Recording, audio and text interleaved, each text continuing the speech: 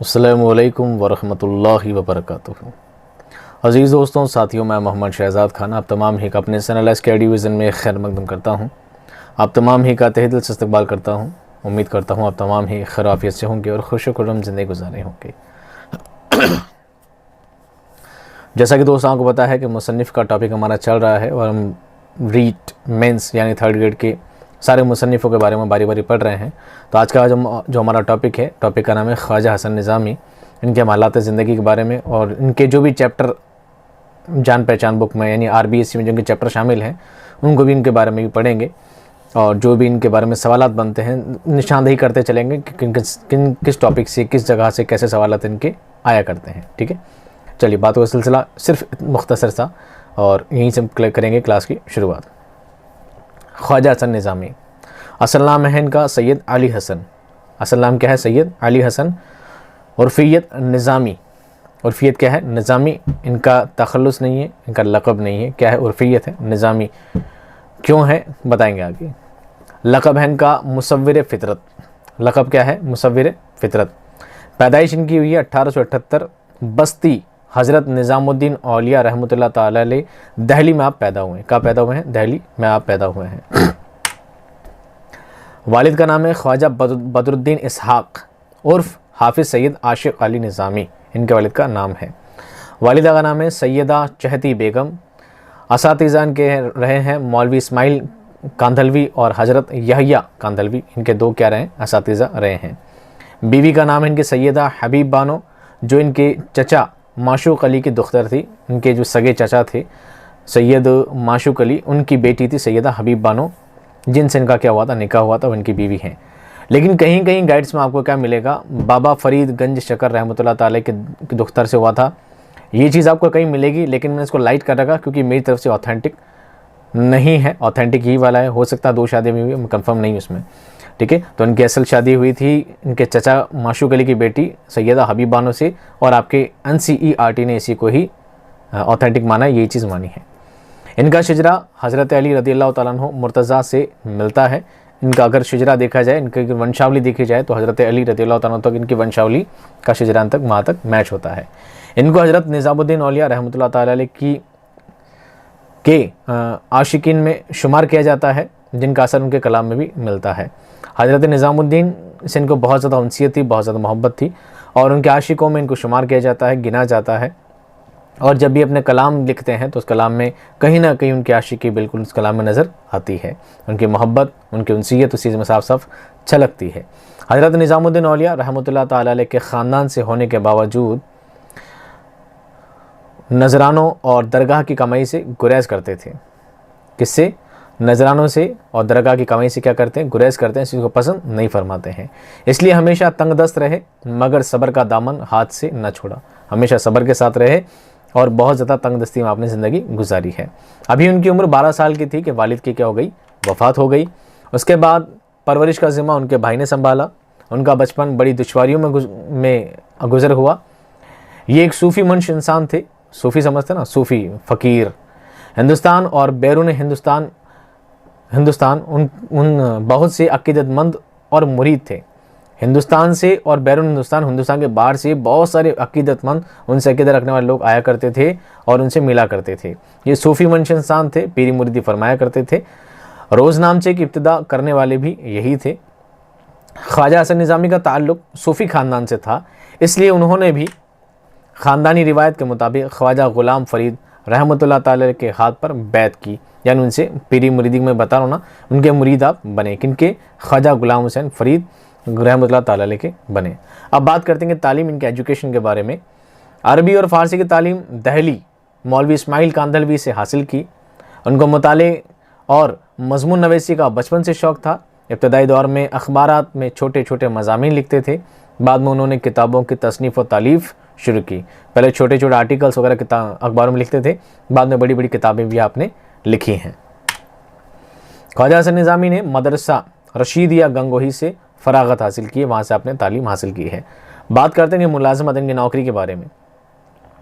ख्वाजा हसन निज़ामी ने किताबों और दवाओं की तिजारत की। तिजारत कहते हैं व्यापार को। दिल्ली की गलियों में अपने सर पर किताबों का गट्ठर रख कर किताबें बेचते थे। किताबें सर पर रखकर बेचा करते थे और जहाँ थक जाते थे वहीं बैठ जाते और किताब का मुताला शुरू कर देते। किताबें सर पर लेके घूमते रहते थे और जहाँ थक जाते तो किताब का बंडल नीचे रखते, उन्हीं में से किताब उठाते और पढ़ना शुरू कर देते। मतलब समझ लीजिए उनको पढ़ने का कितना लगाव था पढ़ाई से। इससे उनके इल्म की कमी भी पूरी हो गई और ये एक अदीब भी बन गई। बात करते हैं अंदाज़े तहरीर, आपके लिखने का तरीका क्या है। आपको अदब में इंशाइया निगार की हैसियत से जाना जाता है। ख्वाजा हसन निज़ामी के कलाम में अदबियत, इल्मियत और रूहानियत की अजीब व गरीब कैफियत मिलती है। उन्होंने मामूली चीज़ों पर ऐसे अंदाज में लिखा है कि उनको गैर मामूली बना दिया। साधारण को असाधारण तरीके से आपने लिखने की कोशिशें की हैं। इसके अलावा बेतकल्लुफ़ी, सादगी और लतीफ़ तंज भी उनके कलाम की खूबी है। साथ ही दहली की रोज़मर्रा अल्फाज और मुहावरात से उनकी ज़बान में मज़ीद लुत्फ़ पैदा कर देता है। मज़ीद यानी और ज़्यादा, लुत्फ़ कहते हैं मज़ेदार। दहली की जो रोज़मर्रा ज़बान है, टकसाली ज़बान है, दहली के आसपास की जो लोक ज़बान है, आपने उन चीज़ों को इस्तेमाल किया है, वहाँ के मुहावरों को इस्तेमाल किया है, जिससे आपकी लेखन कला में और ज़्यादा निखार पैदा हुआ है। मंजर निगारी और मुरक्का कशी में भी उनको महारत हासिल थी। एक खूबी उनके कलाम की यह है कि उन्होंने छोटे छोटे जुमलों में बड़ी बड़ी बातें कही हैं। सागर में गागर भर देना मुहावरा इन पर सेट होता है। शायद इसी वजह से उनको उर्दू नस्र का नज़ीर अकबराबादी कहा जाता है। नज़ीर अकबराबादी कौन है? जिन्होंने आवाम के मसलों को, आवामी ज़िंदगी को अपनी नज़मों में पेश किया है। इसी तरह उन्होंने आवाम में जुड़ी हुई छोटी छोटी बातों को, छोटी छोटी मसलों को, परेशानियों को, आवाम में आने वाली छोटी छोटी घटनाओं को आपने अपनी बातों में, अपने इंशाइयों में, अपने कलामों में, अपने लिखे हुए उन आर्टिकल्स में, सब चीज़ों में क्या किया है? शामिल किया है। ख्वाजा हसन निज़ामी की अहम तसानीफ़ कौन कौन सी हैं, ये आपको सबसे ज़्यादा याद रखनी है। घुमा फिरा कर सवाल इनसे पूछे जा सकते हैं। उन्होंने तकरीब 40 किताबें तसनीफ़ की हैं। कितनी? 40, जिनमें सी पारा दिल, काना जाती, चुटकियाँ और गुदगुदियाँ, बहादुर शाह का रोज़नामचा, बेगमात के आंसू, बिल्कुल हाईलाइट कर लेना, बेगमात के आंसू बहुत इंपॉर्टेंट है, कई बार सवाल मार चुका है।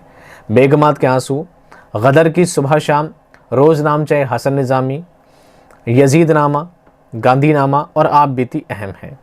उन्होंने रिसाले निज़ामुल मशाइख और मुनादा लिखे हैं, जिनमें मुनादा को ख़ास अहमियत हासिल है। ख्वाजा हसन निज़ामी के सफ़रनामा हिंदुस्तान, सफ़रनामा पाकिस्तान और सफ़रनामा हिजाज़, मिस्र और शाम भी मशहूर और मारूफ हैं। उर्दू अदब में उनकी पहचान एक इंशाइया निगार की हैसियत से होती है, ये बात आपको याद रखनी है। ये ख़ास तर्ज तहरीर के मालिक थे। एक ख़ास तर्ज तहरीर, एक अनूठा ढंग था इनका लिखने का। मजाक में ऐसी बात कहते थे कि उन बातों से तंज भी हो जाता था, किसी पर ताना भी कसा जा सकता था और लोग इस बात का बुरा भी नहीं मानते। और काफ़ी गहरी डीप बात आपने लिखी है, जिसे इंग्लिश में कहा जाता है आपने जो कुछ लिखा है सटायर वे में लिखा है। कैसे लिखा है? सटायर वे, किसी पे सटायर लगाना, आपने सटायर वे में सारी बातें लिखी हैं। इन्होंने मामूली मौज़ूआत को गैर मामूली बना दिया है। बेतकल्लुफ़ी और सादगी उनके कलाम की क्या है? पहचान है। उन्होंने कुदरत की बेहैसियत चीज़ों को अपने कलाम में ऐसे अंदाज में पेश किया है कि उनकी पूरी तस्वीर कारी के सामने उभर जाती है। इसी वजह से उनको मुसव्विर फ़ितरत का लक़ब दिया जाता है। मुसव्विर कहते हैं दोस्तों तस्वीर बनाने वाले को, मुसव्विर कहते हैं तस्वीर बनाने वाले को, फ़ितरत कहते हैं कुदरत को, मंज़र को, यानी आप, और कारी कहते हैं पढ़ने वाले को। आपके अल्फाजों में, आपके लिखने के तरीके में, आपका उसलूब, आपका लिखने का ढंग ऐसा था कि पढ़ने वाला जब चीज़ों को, आपकी बातों को पढ़ता था तो ऐसा लगता कि जैसे उन सब चीज़ों की तस्वीर उसकी आंखों के सामने आ जाती थी। वो जो चीज़ें पढ़ रहा है उनको इतना ज़्यादा कनेक्ट करके इंसान पढ़ता था, इतना ज़्यादा आम चीज़ों से आप कनेक्ट करके लिखा करते थे कि उनको मुसव्विर फ़ितरत का लक़ब दिया गया है। यानी कि जो कुछ लिखते हैं उसकी तस्वीर कारी के, पढ़ने वाले के सामने पेश हो जाती है, जिस तरह वो लिखा करते हैं। ख्वाजा हसन निज़ामी के चंद अहम इंशाइये जो सबसे ज़्यादा इंपॉर्टेंट है, उनके नाम भी ऐसे टेढ़े मेढ़े हैं कि आप एक बार ढंग से पढ़ेंगे तो आप समझ जाएंगे। इनके सारे इंशाइयों का नाम है बिल्कुल हंसी मजाक में लिए गए, लेकिन बहुत गहरी बातों में उनमें लिखी है। एक 12th क्लास में का चैप्टर है मच्छर। क्या है? मच्छर। उस मच्छर के ज़रिए आपने कितनी गहरी बातें आपने बताने की कोशिश की है। जब आप चैप्टर सुनेंगे, पढ़ेंगे तो आपको एहसास होगा कि आपने लिखने का ढंग कितना ज़्यादा गहरा है। सारे नाम उल्टे पुल्टे हैं। इनका नाम है, इंशाइयों का अहम नाम है झींगर का जनाजा, गुलाब तुम्हारा, कीकर हमारा, मुर्गे की अजान, मच्छर, मक्खी, मच्छर वापस आ गया, ओस, मक्खी, मिर्चनामा, दिया सलाई, लैंप, मिट्टी का तेल, हिचकी और उल्लू उनकी अहम इंशाइए हैं।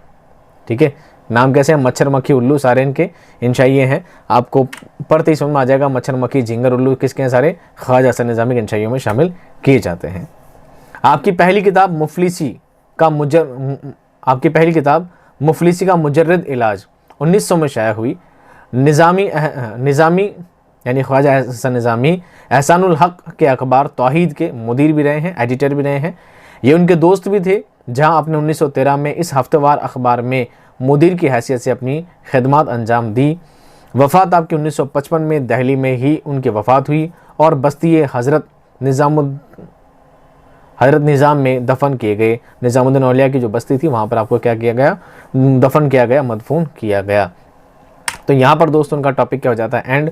और ख्वाजा हसन निज़ामी से रिलेटेड जो इंपॉर्टेंट बातें हैं वो अगर आप इतनी बातें पढ़ लेंगे तो आपके लिए क्या है? काफ़ी है। लेकिन क्लास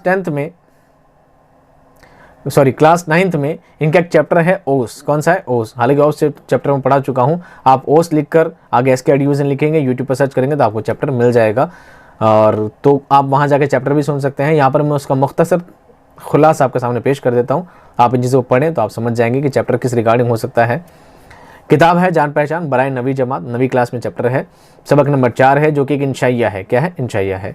इंशाइया किसकी किस्म है? ये मजमून की ही किस्म है, जिसमें हंसी मजाक में किसी बात को लिखा जाता है। मुसन्निफ का नाम है ख्वाजा हसन निज़ामी। सबक का नाम है ओस। क्या है? ओस। ओस जानते हैं? उसके कतरे। इस सबक में मुसन्निफ ख्वाजा हसन निज़ामी ने ओस यानी नन्ही शबनम के हवाले से लिखा है। वो कहते हैं कि बरसात के मौसम में हर शख्स अपने मन चाहे मौसम का तलबगार होता है। किसी को बारिश की बूंदें चाहिए होती हैं तो कोई काली घटाएं पसंद करता है, मगर मुझे बारिश के बाद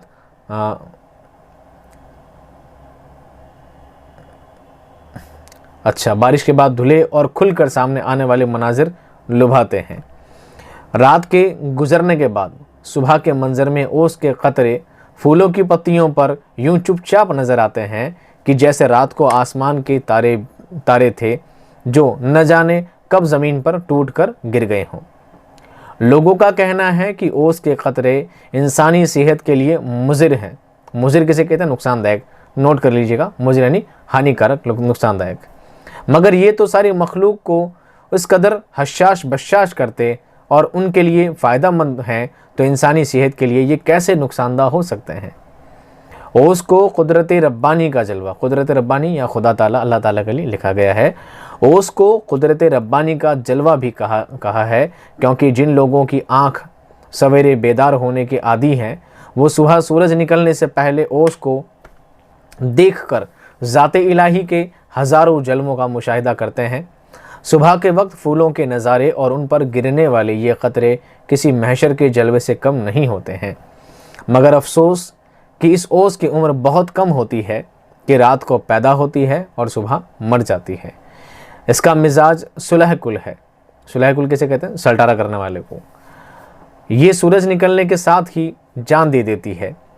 इससे गिला है कि ये किसी प्यासी ज़बान की प्यास दूर नहीं कर पाती, ये गिर पाती हो क्या? कर पाती। मगर इसके बारे में कहा जाता है कि ओस जब गिरती है तो हाथी नहा लेता है, लेकिन चिड़िया की प्यास नहीं बुझती। ये लाइन बहुत ज़्यादा इंपॉर्टेंट है, याद रखना। ओस गिरती है तो हाथी नहा लेता है, लेकिन ओस से किसी चिड़िया तक की प्यास नहीं बुझती। मुख्तसरन ओस को देखकर कुदरत के करिश्मे याद आते हैं। ये चैप्टर का क्या था? बिल्कुल मुख्तसर सा हवाला। अगर आप इतनी बातों को भी याद रख लेते हैं तो आपके लिए काफ़ी है इतना कुछ जानना। अब बात करते हैं ख्वाजा हसन निज़ामी के हालात ज़िंदगी का मुख्तसर तारुफ। मैं आपको ऊपर पढ़ा चुका हूँ, जो बहुत ज़्यादा इंपॉर्टेंट है।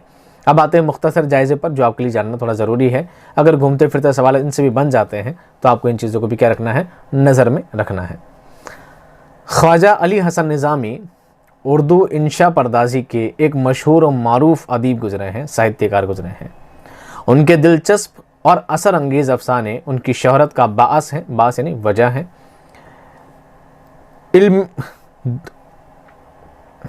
इल्म दोस्त शख्सियतों ने इनमें था।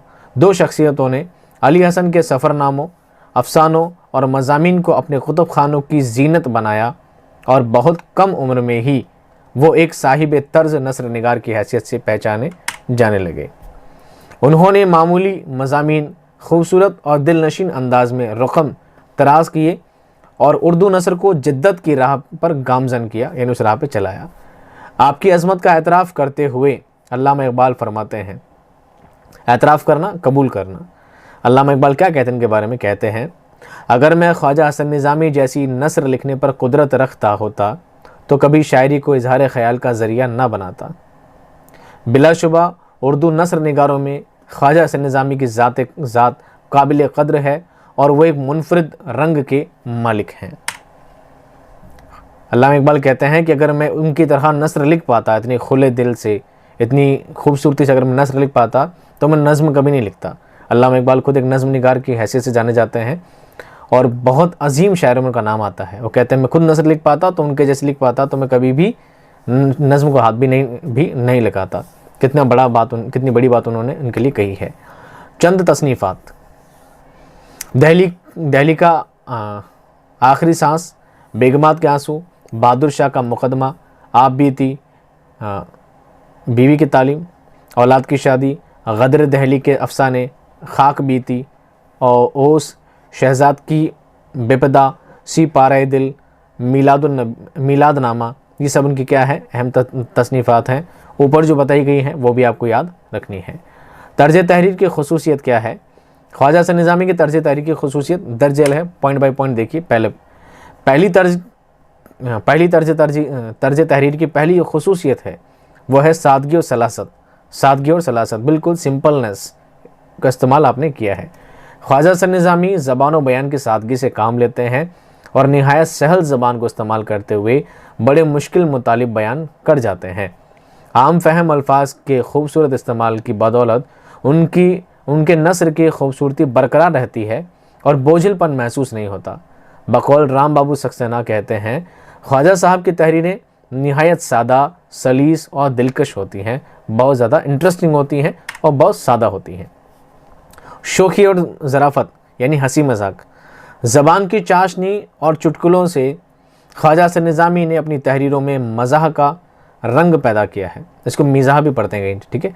वो जब कभी मिज़ाह की चुटकी लेते हैं तो आम और सीधी बात को गुलाब की सी रानाई बख्श देते हैं। उनके मज़ामीन में इबारात ज़राफ़त, शोखे और लताफ़त की चाशनी से मामूर नज़र आती हैं। मिसाल के तौर पर वो अपने एक मज़मून प्यारी डकार में लिखते हैं, क्या लिखते हैं? ये नए फैशन के मच्छर को ज़ोर से डकार नहीं लेने देते हैं। कहते हैं कि डकार लेने लगे तो होंठों को भींच लो और नाक के नथुनों से उसे चुपचाप उड़ा दो। आवाज़ से डकार लेनी बड़ी बदतमीज़ी है। एक ख़त में लिखते हैं, मेडिकल स्टोर की तरफ जाना हो तो मेरे प्यारे डॉक्टर का कान मरोड़ देना, और प्रेमी प्यारा मिले तो उसे मुंह चिढ़ा देना। इस तरह के अल्फाज वो लिखा करते हैं। तीसरी खुसूसियत उनकी नुदरत मौज़ूआत। नुदरत कहते हैं अनूठेपन को, कुछ खास, एडवेंचरिंग। ख्वाजा साहब का कमाल फ़न उस वक्त उरूज पर नज़र आता है जब आपके अनोखे और अछूते मज़ामीन नज़र से गुज़रते हैं। उन्होंने निहायत अनोखे मौज़ूआत पर खामा फरसाई करते हुए अपनी महारत की महराज को पाया और बड़ी खूबसूरती से इन मज़ामीन को पुरलतीफ़ बना दिया। पुरलतीफ़ बना दिया। दर्द अलम, दुख दर्द भी है, क्या है? अली हसन साहब की बाज़ तहरीरों में दर्द अलम का अक्स नज़र आता है। ख़ास तौर पर उनकी तसनीफ़ गदर दहली के अफसाने के मुताले के बाद ऐसा लगता है गोया मुसन्निफ़ ने तहरीर अपने खून दिल से रकम की है, लिखी है। वो उस कदर जज्बातियत के साथ रंजो अलम की तस्वीर कशी करते नज़र आते हैं कि कारी मुतासिर हुए बगैर रह नहीं सकता, इतना दर्द उनके अल्फाजों में नज़र आता है। आरिफाना और सूफियाना तर्ज बयान। अदीब होने के साथ साथ हसन अली एक साहिब दिल सूफ़ी भी थे। रशद व हिदायत की मुस्नद उन्हें विरसे में मिली थी, मसनद है। वो अपने ख़यालात को कलम बंद करते हुए मार्फत इलाही के रंग में बड़ी खूबसूरती से पिरो देते हैं। उसलूब में वालिहाना जोश और एक सच्चे आशिक के दिल की सदा सुनाई देती है। खुदा से बेपनाह मोहब्बत नज़र आती है। मुहावरा तो इख्तिसार पसंदी, मुहावरों का इस्तेमाल करते हैं। इख्तिसार कहते हैं संक्षिप्तीकरण, शॉर्ट एंड स्वीट में लिखना। नस्र निगारी के मज़ामीन की मकबूलियत की एक वजह यह भी है कि आपकी तहरीरों में फ़िक़रात मुख्तसर और जामे होते हैं। बहुत शॉर्ट एंड छोटे छोटे जुमले लिखते हैं और जामे व्यापक तौर पर लिखते हैं। आप आज़ाद की तरह छोटे मगर बामुहावरा जुमले तरतीब देते हैं जिनमें रवानी और लताफत का उनसर नुमाया तौर पर पाया जाता है। आपकी तहरीरों में तसलसल का दारो मदार इन्हीं मुख्तसर, सादा और शीनी जुमलों पर है। जज्बात निगारी, ख्वाजा हसन निज़ामी की तहरीरें इंसानी ज़िंदगी के सच्चे वाक़यात की अक्कासी है। अक्कासी कहते हैं उनकी नकल है। आप इन वाक़यात को तरतीब देते हुए जज्बात के इजहार का भरपूर ख्याल रखते हैं। मुताला करने के बाद कारी के दिल और जहन पर मुतासिर कुन असर बाकी रहता है जो कारी के दिली जज्बात से हम आहंग होता है। अब लास्ट टॉपिक है अक़वाल। लोग क्या कहते हैं इनके बारे में, मुफक्किर क्या कहते हैं, तहकीककार क्या कहते हैं। सलाहुद्दीन अहमद कहते हैं ख्वाजा हसन निज़ामी के बारे में, ख्वाजा साहब को रंज व अलम के मज़ामीन बयान करने का जो सलीका है उसमें अल्लामा राशिदुल खैरी के अलावा उनका कोई हम पल्ला नहीं है।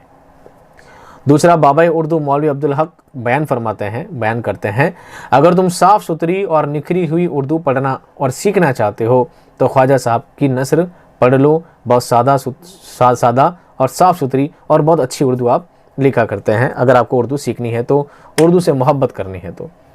ज़बान के साथ साथ दिल्ली के वाक़यात का भी एक जहां आबाद है। डॉक्टर कलीमुद्दीन अहमद कहते हैं कि ख्वाजा साहब का असल रंग, ख्वाजा साहब की असली अहमियत उनकी इंशा है, इंशा पर्दाजी है। वो निहायत ही आसान, सादा और पुरतकल्लुफ़ तर्ज में लिखते हैं। और बकौल राम बाबू सक्सेना कहते हैं कि ख्वाजा साहब की किताब करप्शन बीती को अहले इस्लाम और ख़ास कर अरबाब तसव्वुफ़ ने बहुत पसंद किया है। अब यहाँ पर है दोस्तों ख्वाजा हसन निज़ामी की हालात ज़िंदगी का तफसीली जायज़ा, जो आपको बहुत ज़्यादा तफसील से जानने को मिलेगा। तो इन चीज़ों को क्या करेंगे आप, इन चीज़ों को आप PDF में डाल दिया जाएगा, वहाँ से आप बैठ कर पढ़ लीजिएगा। ऑलमोस्ट 31 पेजेस में आपको पढ़ा चुका हूँ और ना जाने कितने पेज हैं, 31, 32, 33, 34, 44, हाँ 44 पेज हैं ऑलमोस्ट ये। तो बाकी 10-15 पेज हैं जो आप आराम से PDF ले लीजिएगा और उसमें बैठकर पढ़ते रहिएगा। मुझे उम्मीद है कि जो सवाल मैंने यहाँ पर कराए हैं, जो चीज़ें मैंने टॉप पर पढ़ाए हैं, ये बहुत ज़्यादा इंपॉर्टेंट है। इनसे आपके सवालात बनेंगे, इंशाल्लाह ज़रूर बनेंगे। अगर आप ढंग से क्लास सुनेंगे तो इन चीज़ों को आप चाहें तो नोट डाउन कर लें, चाहें तो PDF लेकर आराम से पढ़ सकते हैं प्रिंट निकाल कर। मैं मिलता हूँ एक नेक्स्ट क्लास में आपको एक शानदार टॉपिक को ज़बरदस्त वीडियो के साथ। तब तक खुश रहिए, आबाद रहिए। खुदा हाफिज़।